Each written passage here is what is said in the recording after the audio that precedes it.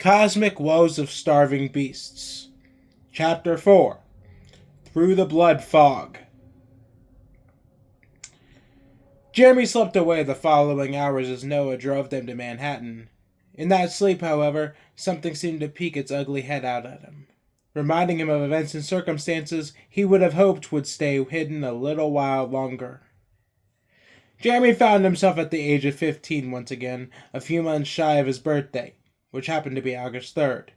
He was back in Arizona, his same scrap-wood house with the same squeaky door, the same father, and the same ship-for-nothing town, Cotton Drift. The name soured on his tongue like green apples and tart cherries. In this particular dream, and on this night which had crawled itself back up from the recesses of Jeremy's long-stowed memories, it was slightly different than any other night. Jeremy instantly recognized it by the slightly colder than normal air and the full moon which gaped its face down at the people in the desert floor.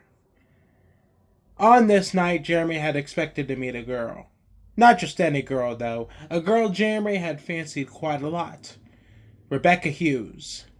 Jeremy found himself absolutely smitten by her, and he thought on more than a single occasion that she herself might have been smitten by him as well. Rebecca was a tall, not quite lanky, but not quite chubby kind of red-haired girl with speckled freckles all across her nose and underneath her eyes. Rebecca was a not-so-modest 6 inches taller than Jeremy, who, at the time, was still hoping for some last-ditch growth spurt to carry him up the channels to being considered a real man. This didn't bother Jeremy, though. Her height and his didn't make a lick of difference to him, for there was one crucial thing that she gave Jeremy.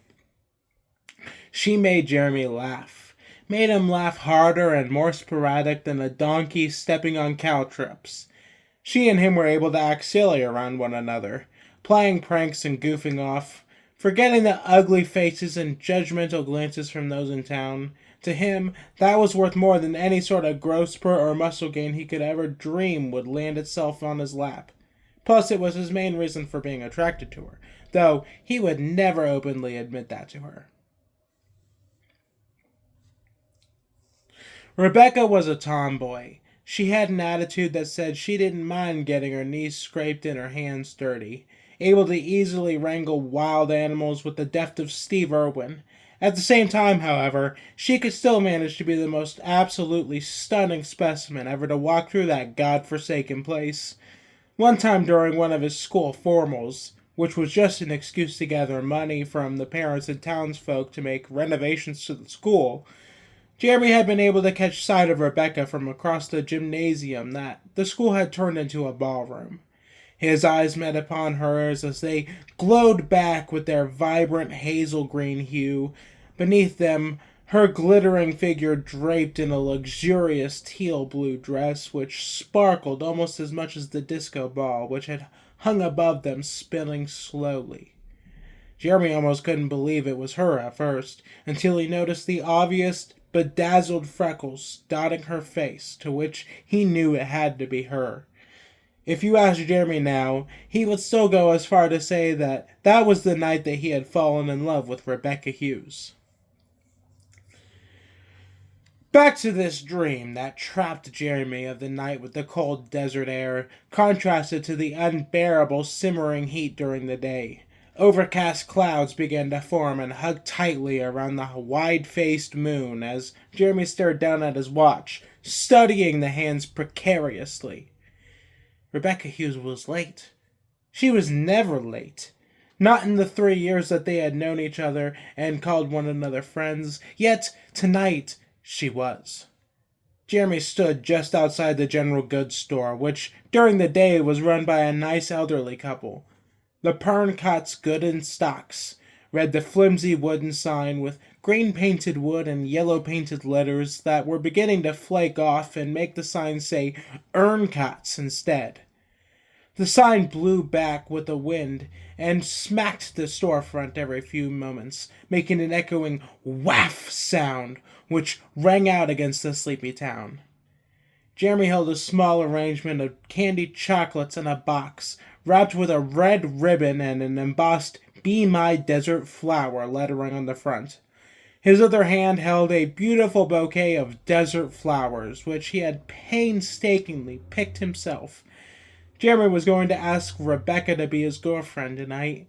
He had asked his father for advice on posing the question to a girl, which he simply responded, "Chocolates and flowers, boy. Ain't nothing in this world makes a woman's heart swoon more than receiving chocolates and flowers from a guy. Don't be a dipshit and hurt her feelings either." After which he took a big swig of his Miller Lite and turned his attention back to the TV. So Jeremy listened to his father and did just that, spending the entire $5.32 he had been saving in case something interesting caught his eye. He spent that on the best looking box of chocolates they had to offer. Go big or go home, Jeremy thought to himself when the chocolates rang up, emptying his wallet of their sparse contents.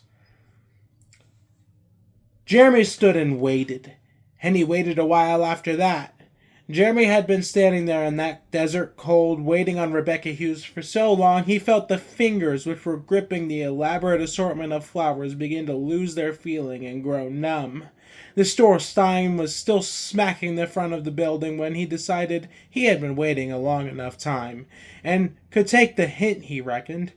Jeremy, discouraged, carried the chocolates and the flowers back with him towards his house. As he walked, he noticed an unsettling and thick desert fog had begun to settle in and nurse itself along the Arizona floor. The moonlit fog gave Jeremy a sense of unease like no other. Goose skin pebbled up and down his arms while he marched onward in the cold and dark. He felt his feet loosely kicking up dirt and rocks in frustration as he walked. As Jeremy reached the hobble home which he grew up in, his father's rusted red Mustang parked out front as the moon shone down and reflected its red gloss top, Jeremy began to quickly notice the dampening atmosphere and dreary mood. Something was not right.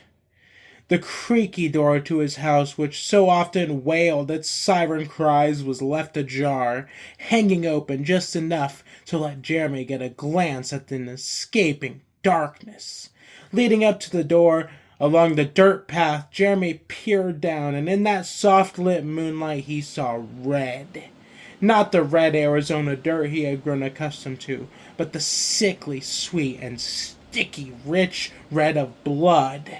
It had drenched and saturated the earth like an afternoon rain shower.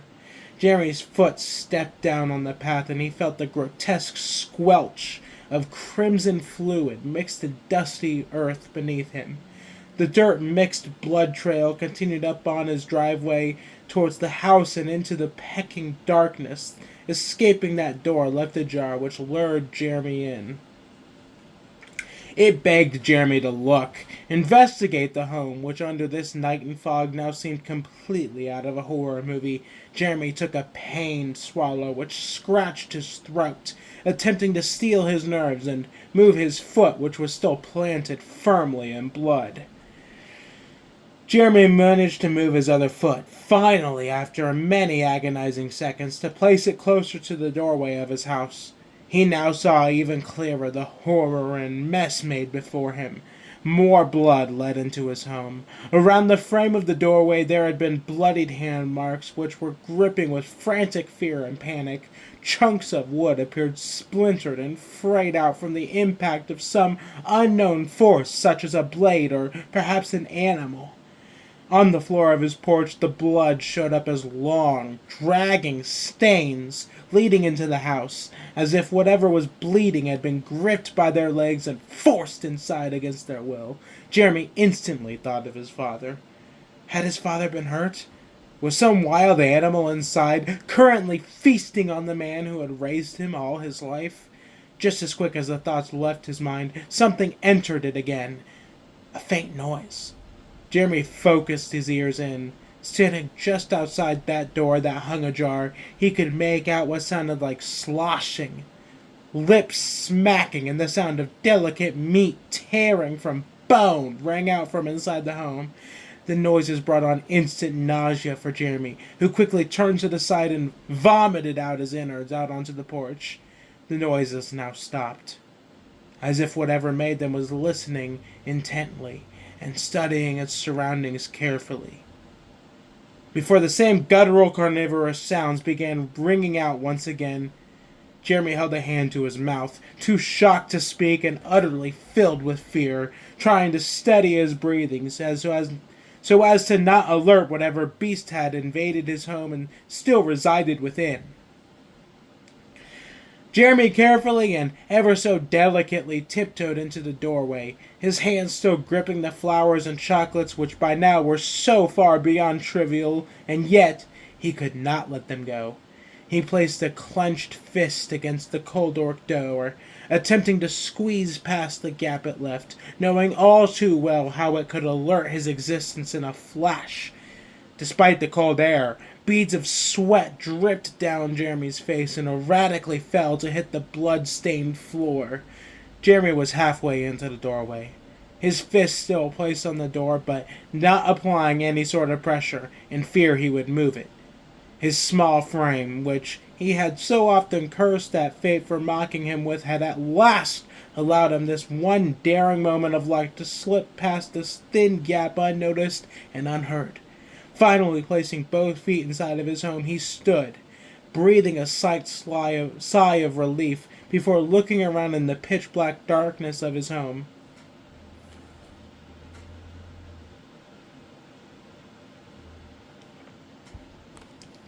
Jeremy's eyes were unused to the lack of light. The building held and had to wait for his eyes to adjust before carrying on inside. Directly ahead of Jeremy, he saw his father's lazy boy, completely barren and empty. On the floor in front of it was something that startled Jeremy to his core, and made all of the worst imaginings begin to flood his head. It was his father's leather jacket, only now it resembled nothing of the sort, torn apart into shreds along the shoulders and back, barely held together by a small bit of leather towards the bottom. Jeremy immediately went into a panic. To his left, the same carnage rang out, crunching and chomping and licking made their ways like intrusive snakes into Jeremy's unwilling ears. Jeremy walked towards them, now grimly aware of the scene he may just encounter ahead of him. He walked down the hall that had led to his father's bedroom on the right and his own bedroom on the left. In the middle of them, at the end of the hall, was the bathroom, which intercepted them crudely. The noises rang out louder now, growing in intensity as he neared the end of the hall, emanating from within his father's room. He took shaky step after shaky step until he stood in the doorway of his father's bedroom, of which the door had been left widely agape and unintruding. Jeremy stood, not quite sure how to take in the things his shadowed eyes were perceiving. He wanted to yell or to scream in terror, to run in the other direction as soon as he breached past the hallway walls and into this interior space. No noises escaped his lips as he merely stood and drank and swallowed in the ungodly sight before him. It was a massacre. Blood splattered the bed in heaps and ropes. The smell of death hung on the air like rotten garbage and animal waste. Along the walls and on the ceiling, and embedded deeply within the curtains, were gallons more of unruly blood, decorating the room in a crimson red hue. Before him there was a breathing, hulking form, still gnashing and chomping away as it remained shrouded in the dark, but still visible to his eyes. It was tall, taller than anything he had ever seen. It made Jeremy appear like an ant before a mammoth as its head nearly scraped the roof. It continued to dig in viciously to whatever laid in front of it. It was hairy, covered in tangled and knotted black fur, clotted and damp with more blood, which resembled some hybrid between a wild coyote and a Sasquatch. It was growling slowly as it chomped and bit its way into the thing which was currently being blocked from Jeremy's view. a low gargling hum that came out from within its beastly chest. The fear struck Jeremy hard in that instant. Feeling a warm wetness accumulate inside of his pants near his crotch and dripping down to pool at his feet, Jeremy let out a soft yelp. It disobediently left Jeremy's lips before he could stop it, the sound of fear-ridden pangs which nipped the ears of the beast and caused it to pause. The stringy hair which covers its ears on top of its skull began to twitch. Its gnarled chest turned towards Jeremy first, and then slowly the beast reared its massive snout in the direction of the door. Blood and slobber dribbled down its chin. Its mouth and nose were decorated in torn flesh. Pointed and sharpened teeth spewed outward just like scattered spears from its hairy lips. A sickly tongue jutted out and scanned the breaches of its mouth before sliding back into its maw like a worm. Jeremy could now see past the beast. The scene before him was not what he expected, and yet maybe even more horrifying than he ever did.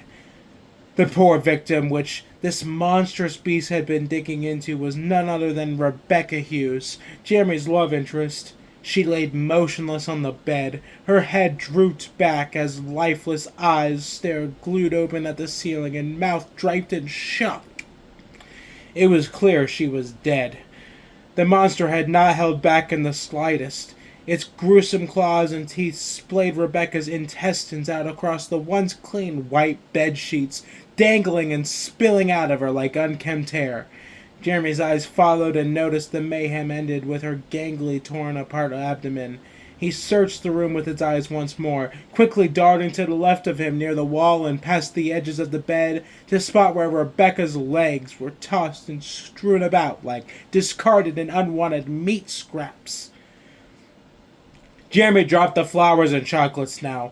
They hit the floor with a thud and crinkled slap as Jeremy backed away. The monster's attention had now fully been on Jeremy.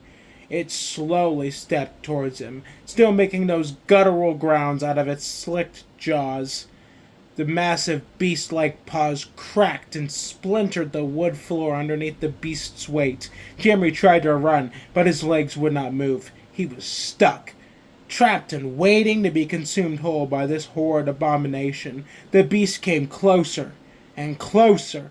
It was mere inches away from Jeremy at this point. He could feel its rancid, hot breath beating down on him from above. The smell of putrid, devoured flesh and carrion wafting its way into Jeremy's nostrils. Its bloodied claw now extended outwards towards Jeremy, in slow motion as it cast an ominous shadow over his cowering form, blocking out even the darkness of the room. Just as the claw was about to grip tightly around Jeremy's head and force him into whatever nightmare Rebecca had suffered, he heard its voice. It was inhuman and unrecognizable, but still the word it spoke rang out and hit Jeremy in his gut. That made its situation all the more terrifying. That word left its blood-soaked lips. Jeremy?